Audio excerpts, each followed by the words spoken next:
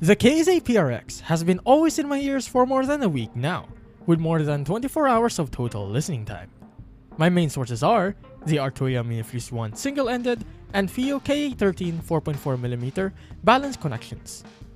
I have paired the KZ PRX with the Duno SNS ear tips and the CVJ VS400 cable.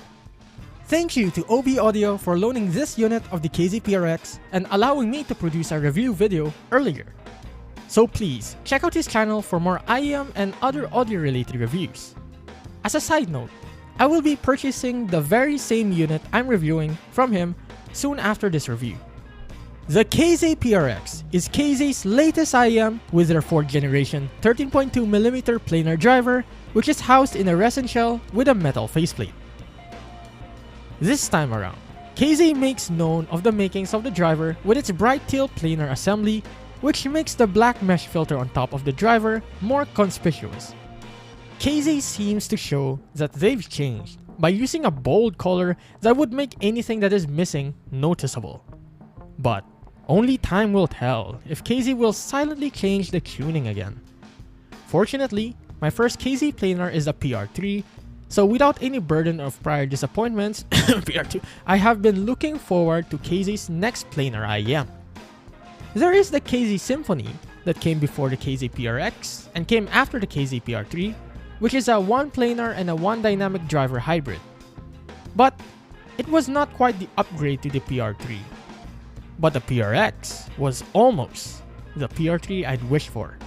But even so, it was a step too late.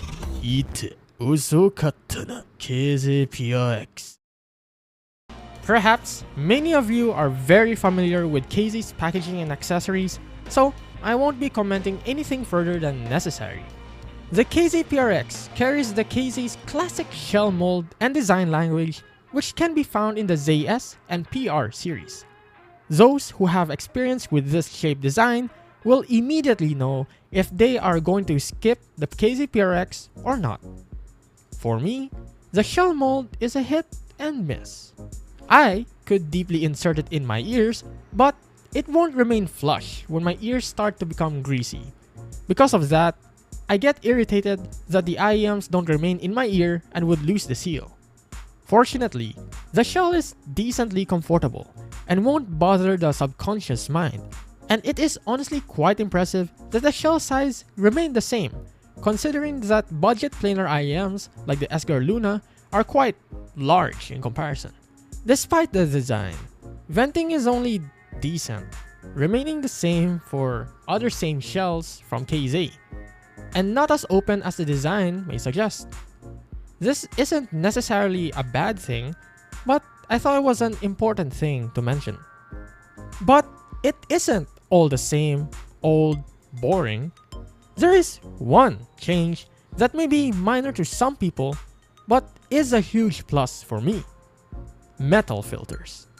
KZ has been always using paper filters, which are prone to condensation and dirt, and would need replacement after some time for those who don't clean their ears regularly and properly. I must confess I'm one of those people. Unfortunately, however, quality control on the installation of the metal filters is lacking. This may be an isolated case for this unit, but the metal filter of my left monitor fell out while I was recording my simulated unboxing and measurements. It probably needs a new adhesive for it to stick again.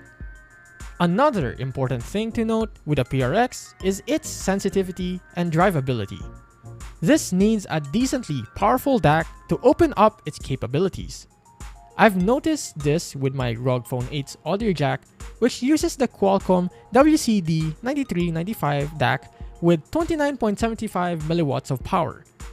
I suggest looking for a DAC that delivers more power than that if you are planning to listen to the full capabilities or you like blasting planars into your ears, like me.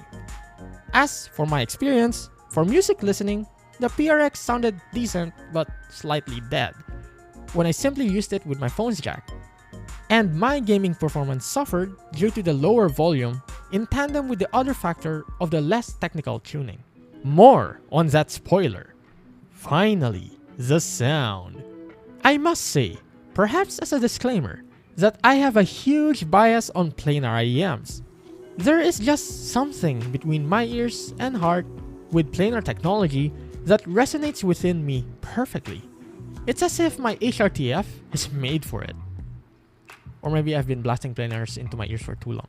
The bass on the PRX is just lovely.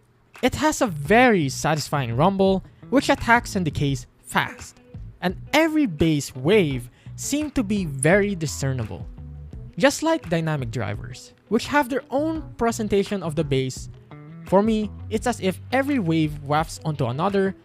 A planar presents each wave abruptly. In short, as to be expected from a planar, the PRX has fast transients. To my ears, this makes a planar's bass to be lacking in physicality, as it does not seem to push as much air. Increasing the bass quantity for a planar does little to no effect for its bass quality. And as a bass head, this is what I wished for in the previous PR3.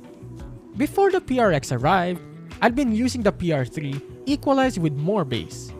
But now, KZ delivers the bass excellently with the PRX.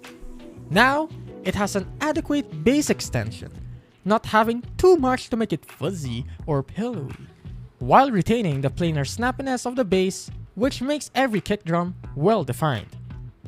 The mid bass is now brought with more volume, that is almost as if it's an excellently capable dynamic driver.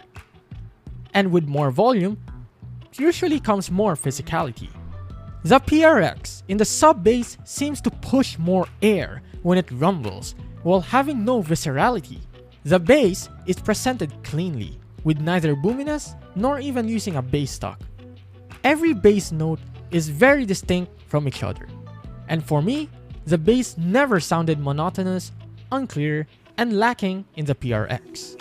The mid-range is sweet but not lush, a perfect balance of musicality and accuracy.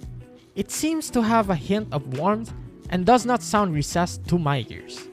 I could easily hear the layers of instruments that play in this region. For example, keyboards and guitars. They never get lost in the busiest and most energetic of tracks. I could easily focus and appreciate it. Percussions don't sound recessed or forward, having a perfect balance of perceived percussive weight.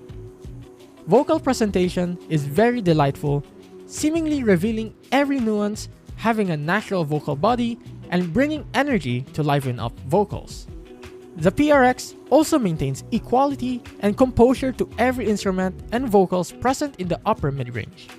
There's only one instance where I heard peakiness at the maximum volume with YOASOBI's self-cover of Ghost City Tokyo. Otherwise, the PRX has a smooth presentation. From the PR3, KZ finally tones down the treble to appropriately follow the upper mid-range and reduces the presence, upper treble, and air regions in the PRX, which results in excellent composure in busy tracks, better instrument and vocal separation, and less flashy, zingy, grainy, and piercing cymbals, electronic elements, and vocals. All of these make, in my opinion, KZ's most scalable set released in 2024. Again, please note my planar bias and that I blasted the PRX to the maximum volume and still find it tolerable. The KZ PRX sounds more balanced because of the more relaxed treble than the PR3. The PR3 was a super bright sounding set and gave the impression of a V-shaped sound with a bright tilt. But there were some sacrifices made to make the PRX to be the most versatile planar from KZ yet. More does not always mean better, and KZ may have accepted the saying in the PRX. Boosting the treble does not necessarily mean more details. If anything, there's more beauty to behold in subtleness. Unlike the cold and metallic PR3, which boosts the treble and forces itself to be the most technical and analytical that it needs to be, considering the driver type, the PRX tones it down to tolerable levels without sacrificing details because of the ability of the planar driver. However, the PR3 remains in my heart, not because it's my first planar set, and is the IEM with the longest listening time in my collection, but because of its unique but niche characteristic that I've already mentioned, forced technicalities. The PR3, in its own right, is unique, but uniqueness probably shouldn't be the strongest selling point. The PRX has dulled imaging compared to the PR3, though that is not to say that the PRX has terrible imaging. But for a planar, the PRX may have a less than expected imaging capability. This is made evident in my gaming sessions, where I would need more time and information to accurately pinpoint the sources of sounds. The PRX has an equally deep and wide soundstage, which is honestly quite excellent, but is slightly intimate, which is not what I expect in a planar. In most cases, this is a great thing, since it makes the soundstage quite natural. But personally, there are times when I wish I had the wide 2D soundstage that the PR3 has. This does make the sibilance appropriate to the mid-range and creates a good holographic presentation of music. And there are times that the PRX presents the music slightly out of my head, slightly, but the sensation isn't strong. Once again, and it only weirdly happens with planar IEMs, I shall fail the no comparison challenge for the sake of those who have the PR3 or even the PR2, and because the PR3 is one of my favorite IEMs. The KZ PRX, in my opinion, is a great improvement from the PR3 in terms of musicality, scalability, and timbre. I cannot definitely say, however, that the PRX is a direct upgrade from the PR3. I would consider this to be an upgrade for someone who is specifically looking for these improvements. Compared to the PR3, the PRX is a downgrade in its soundstage width, air, technicalities, sharpness, sensitivity, and clarity. I still, from time to time, return to the PR3, as I find it to be the most technical, analytical, and cold-sounding IEM I own that does not make me uncomfortable at medium to high volumes. But as I gave more time and thought to the hobby, my preferences have evolved to prioritize the scalability of an IEM above everything else, and I started to dislike the upper treble of the PR3. So, in this case, the PRX is an upgrade for me. If you have the same sentiments and values, then you're one of the people who would consider this an upgrade from the PR3. Perhaps even, this is the PR3 you wished for. I shall withhold from making a full comparison between the SGOR Luna and the KZ PRX in this video. But, at least to be helpful, the difference between these is a matter of preference. Those who want wider soundstage, cleaner and punchier bass, and slightly better technicalities at the cost of slightly more sibilance and peakiness, more engaging and exciting sound at lower to medium volumes, will like the Luna more. Those who prioritize musicality over technicality, more bass presence and rumble, a smaller shell, smoother presentation, and scalability will prefer the PRX more. Spoiler alert, long live PRX and Luna. The KZ PRX could have left its mark as a planar legend at a much lower price if KZ didn't release it too late. It was late to the warm planar hype, and it was also late against its competitor and fellow reigning budget monarch, the SGOR Luna, since those with the Luna are probably already satisfied with its sound. In this scenario, KZ is 2 steps behind. But for those who have waited patiently from KZ for an update to its planar line, I dare declare that the KZ PRX is the end-game budget planar, just like the SGOR Luna. The KZ PRX punches way above its price point, and I would have paid more than its price, but I could not, so I'm happy. For those who are collecting KZ planar IEMs, or even planar IEMs in general, or perhaps looking for a different driver flavor of a similar V-shaped tuning, or perhaps wish their KZ PR3 and the SGOR Luna to be more bassy, smoother, and scalable, and are willing to sacrifice technicalities for it, or are curious about planar IEMs, this is the IEM to get. Thank you very much for listening to my review, and I hope it was helpful. Please feel free to leave any comments, questions, and feedback for the video. にて遅かったな。